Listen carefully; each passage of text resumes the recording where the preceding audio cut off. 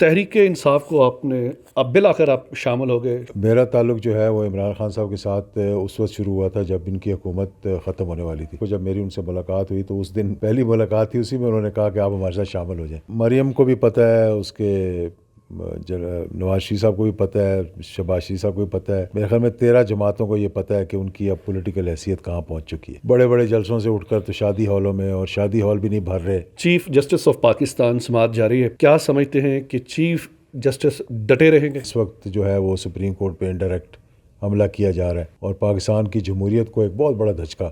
Audio leaks ہو سکتی ہیں کیا؟ آڈیو لیکس آئیں گی، چیف صاحب کے اسکینڈل بھی آئیں گے، آڈیو لیکس بھی آئیں گے، اس سے کوئی فرق نہیں پڑتا. MYK نیوز کی ویڈیوز دیکھنے کے لیے ہمارا چینل سبسکرائب کیجئے اور بیل آئیکن کو کلک کیجئے تاکہ آپ ہماری آنے والی ویڈیو سے باخبر رہ سکیں.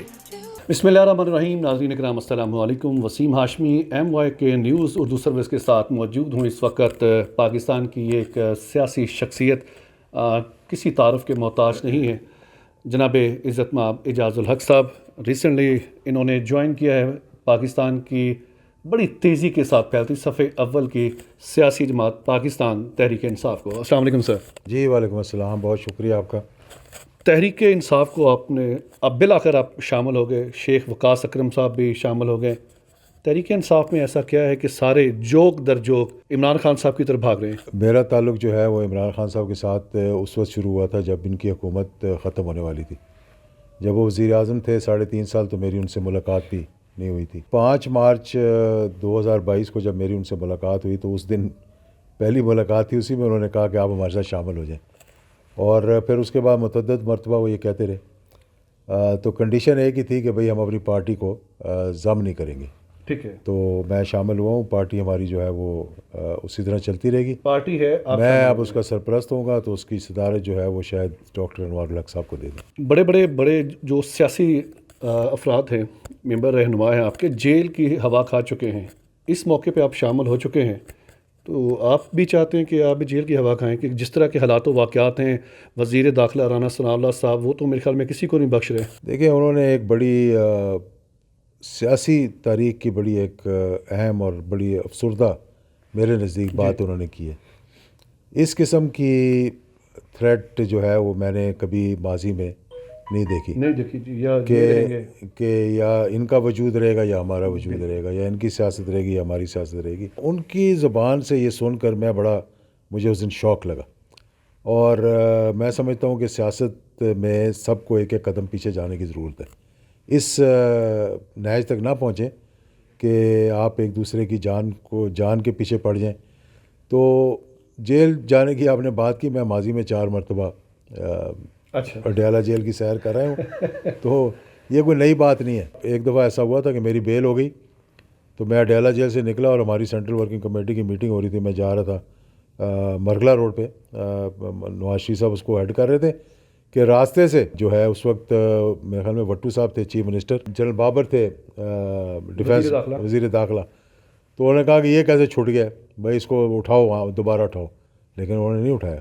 اچھی روایتی اختلاف بھی تھا، لیکن ایک حد سے آگے نہیں جاتے تھے. اگر میں آپ سے یہ کہوں گا، جنرل جیلانی، جنرل ضیاء صاحب کا بہت نام آتا ہے کہ جنہوں نے میاں نواز شریف کو سامنے لے کے آئے، صوبائی وزیر سے چیف منسٹر سے وزیر اعظم پاکستان. ان 2 جنرل جن میں آپ کے والد صاحب بھی شامل تھے، یہی لے کے آئے تھے. نہیں، اس کا تو وہ خود بھی اعتراف کرتے ہیں. اچھا، یہ کوئی ایسی نئی بات تو نہیں جو آپ مجھ سے پوچھ رہے ہیں. نہیں سر، نئی بات اس لیے کیونکہ وہ کہتے ہیں کہ ہم نسل در نسل پاکستان کی خدمت کرتے آ رہے ہیں. نہیں، وہ کی ہوگی خدمت، میں نہیں کہہ رہا کہ انہوں نے خدمت نہیں کی ہے. بڑی اچھی طرح کی ہے خدمت، اندرون ملک بھی کی ہے، بیرون ملک بھی کی ہے. مریم نواز صاحبہ کا جو لاسٹ جلسہ تھا بہت بڑا جلسہ تھا قصور والی سائٹ پہ، اور اس میں بھی تھوڑا سا لوگوں کا یہ کہنا ہے کہ سافٹ ویئر کا استعمال کیا گیا، حالانکہ ایسا نہیں تھا. ویڈیو سبھی نے دیکھی ہیں. مریم نواز کی جو پاپولیرٹی ہے بہت زیادہ بڑھتی جا رہی ہے. آنے والے دور میں ان کو آپ وزیر اعظم دیکھتے ہیں؟ ابھی بڑا کہتے ہیں نا، ابھی بہت ہے. You have to go through the mill. یہ جو قصور والا جلسہ وہ اتنا بڑا نہیں تھا جتنا بڑا دکھایا گیا. اور ہم نے اس کو پیچھے سے بھی دیکھا، کھانے کی لوٹ مار بھی دیکھی، بالکل، اور ہر اینگل سے اس جلسے کو دیکھا تھا. مریم کو بھی پتہ ہے، اس کے نواز شریف صاحب کو بھی پتہ ہے، شہباز شریف صاحب کو بھی پتہ ہے. میرے خیال میں 13 جماعتوں کو یہ پتہ ہے کہ ان کی اب پولیٹیکل حیثیت کہاں پہنچ چکی ہے. बड़े बड़े जलसों से उठकर तो शादी हॉलों में, और शादी हॉल भी नहीं भर रहे। आजकल हॉट इशू है, चीफ जस्टिस ऑफ पाकिस्तान समाअत जारी है, पीर वाले दिन दोबारा होगी। क्या समझते हैं कि चीफ जस्टिस डटे रहेंगे? बेंच टूट चुका है। बेंच टूटते रहते हैं और तोड़वाई जाते रहते रहे। ये 97 की तारीख जो है दोबारा दोहराई जा रही है। इस वक्त जो है वो सुप्रीम कोर्ट पे इनडायरेक्ट हमला किया जा रहा है, और ये पाकिस्तान की तारीख का एक बड़ा अलमिया और पाकिस्तान की जमहूरियत को एक बहुत बड़ा धचका। क्या उनको काम करने दिया जाएगा चीफ जस्टिस साहब को?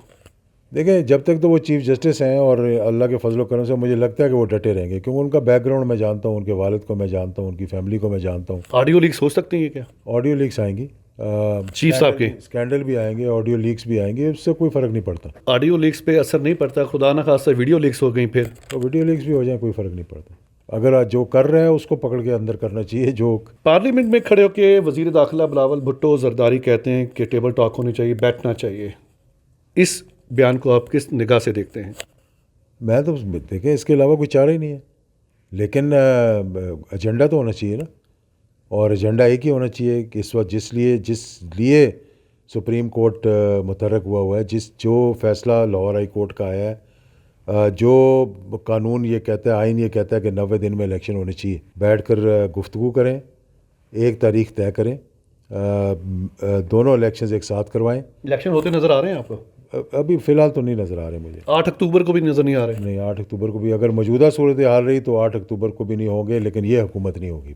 टेक्नोक्रेट गवर्नमेंट बन सकती है? जो भी हुकूमत हो, मार्शल लॉ हो, क्योंकि इनकी ख्वाहिश माशाल्लाह के आसार नजर आ रहे हैं। देखिए, मार्शल लॉ के इससे बेहतर और क्या आसार हो सकते हैं। ये तो कुछ तज्जियाकार ये भी कहते हैं कि माशाल्लाह उस वक्त लगता है जब खजाना भरा हो, तो अभी तो आपके सामने खजाना खाली है। खजाने बहुत दफ़ा खाली हुए। 1977 में खजाना खाली था, 1999 में तो बिल्कुल ही हम जब इस नहज पे पहुंच गए नहीं था ही नहीं, कुछ भी नहीं था हुकूमत के। माशाल्लाह लग गया। एजाजुल हक साहब जो हैं वो आइंदा आने वाले इलेक्शंस में ज़िला बहावलपुर में जाएंगे, या जहाँ से 92-94 में आपने टोबा टेक्सिंग से भी इलेक्शन जीता, वहाँ पे क्या तासरात नज़र आ रहे हैं?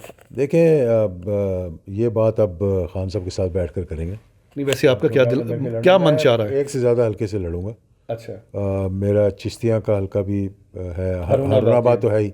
1-2 हल्कों से मैं लड़ूंगा इलेक्शन। अच्छा। खान साहब से मेरी बात हुई है, अब कौन से 2 होंगे ये उनके साथ बैठ कर हम बात करेंगे कि कौन से। ठीक है या साहब, आखिरी सवाल। महंगाई बहुत ज़्यादा है, और जो 150 रुपये लीटर पेट्रोल पे बहुत ज़्यादा स्टीम लाइन पे लोग बैठ कर बातें किया करते थे। हमारे सीनियर एंकर पर्सन कोई एक नहीं है, बहुत से सियासी जमातों के उलमा कराम, मौलाना फजल रहमान, इसके अलावा बहुत सी जमातें थीं जो डंका बजाया करती थी, ढोल बजाया करती थी। सर 272 रुपये लीटर पेट्रोल है, आटे की लाइनों में खड़े होकर शहादतें हो रही हैं। कल कराची में 9-10 अफराद वफात पा चुके हैं। ये क्या हो रहा है सर? ये वो हो रहा है जो नहीं होना चाहिए था। जिस तरह आटे के साथ इन्होंने लोगों के साथ बेहरमती की है, लोगों को जलील तो मैं नहीं कहूँगा, लेकिन जिस तरह से उनको देखा है, मतलब कि दिल खून के आंसू रोता है देख के कि किस नहज पर हम अपने मुल्क को ले गए। एक ड्रामा, यानी वहाँ खड़ा कर दिया लोगों को, AC लगे हुए, तंबू लगे हुए, और वहाँ ना बंदा ना बंदे की ज़ात, 2 औरतों को थैले पकड़ाए, और वज़ीर आज़म साहब जो है वो खड़े होकर देख और आटा चेक भी नहीं गया। कोई महज़ब जमहूरियत होती तो ये सिंध की हुकूमत को कल इस्तीफ़ा देना पड़ना था। और अब मैं एक वार्निंग आपके इस प्रोग्राम के ज़रिए देना चाहता हूँ कि ये जिस तरह कह रहे हैं ना कि आप मोटरसाइकिलों के लिए पेट्रोल सस्ता करेंगे, नहीं होगा सर। वो अगर इन्होंने सस्ता किया तो आप देखेंगे कि हर पेट्रोल स्टेशन जो है ना वो टूटा होगा। जी हाँ। तो इसलिए वो प्रोग्राम लेकर आएँ जिससे लोगों को ओवरऑल पूरे मुल्क का फ़ायदा हो। ये नहीं कि एक तबके को लेकर आप उनकी तजलील करें, और फ़ोटो ऑप्टिक्स के लिए और अपनी मशहूरी के लिए, अपनी तशहीर के लिए वो काम करें जो कि बड़े महज़ब तरीके से गिरे हुए होते हैं। या साहब, आपका बेहद शुक्रिया। आपको जब भी हमने कहा तो आपने वक्त निकाला, आपका बेहद शुक्रिया। नाज़रीन कराम, MY के डिजिटल का फेसबुक पेज है, इसको लाइक कीजिएगा, फॉलो कीजिएगा। ये हमारा नया है, इस पर आपको ताज़ा तरीन अपडेट्स मिलती रहेंगी। एजाज साहब के साथ वसीम हाशमी इजाज़त चाहता है, कैमरामैन साकब रावलपिंडी से एक बार फिर मैं आपसे अलविदा करता हूँ। अस्सलाम वालेकुम।